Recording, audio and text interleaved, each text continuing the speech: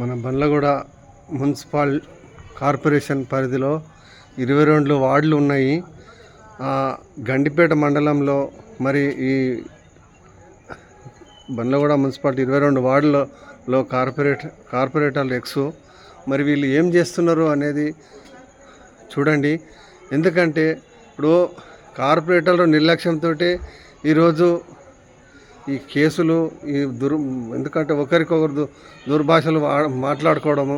ఎందుకంటే ఏ కార్పొరేటర్ ఎవరు వాళ్ళు చక్కగా వాళ్ళు వర్క్ చేపించుకుని ఉంటే ఇలాంటి కేసులు కానీ ఇలాంటి కావు.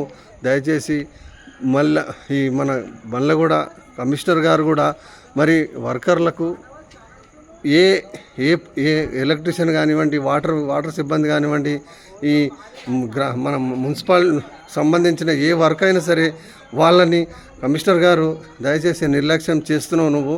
ఆ నిర్లక్ష్యం చేయకుండా, ఎందుకంటే మీరు వీళ్ళని ఒక టైం మీద పని చేయించే ఏర్పాటు ఉంటే ఇలాంటి కేసులు ఈరోజు కానీ మొన్న అని కేసులు జరగవి. మరి ఇవి మీ నిర్లక్ష్యంతో ఈ కేసులు జరుగుతున్నాయి. దయచేసి మీరు కమిషనర్ గారు ఇలాంటివి నిర్లక్ష్యం చేయకుండా మా బండ్లగూడ మున్సిపాలిటీలో ఏ గ్రామంలో అయినా సరే, ఎందుకంటే 22 వార్డులు ఉన్నాయి, ఆ 22 వార్డులల్లో సరి సమానంగా వర్క్ చేపించండి. మరి ఎందుకంటే మీరు వర్క్ చేపినందుకే ఇవన్నీ ఇప్పుడు లొల్లి పంచాలు లైట్ల విషయంలో దాంట్ల విషయంలో కానీ వాళ్ళు ఇంకోటి వాళ్ళు వర్కర్స్ పని చేస్తున్నారు. వాళ్ళు ఏంటంటే కృషితోటి వాళ్ళు ఏంటంటే డబ్బులు ఇస్తే తీసుకుంటారేమో, దాని తర్వాత విషయం. కాకపోతే ఏంటంటే అలాంటిది మీకు జీతాలు ఇస్తారు గవర్నమెంట్ నుంచి. ఎందుకంటే ఎవరు ఇచ్చినా ఏం చేసినా మీ పని మాత్రం మీరు జాగ్రత్తగా చేసి ప్రతి వార్డులో 22 వార్డులలో వర్క్ చేసి చూపించాలి, మా కాంగ్రెస్ పార్టీకి నష్టం చేయకుండా.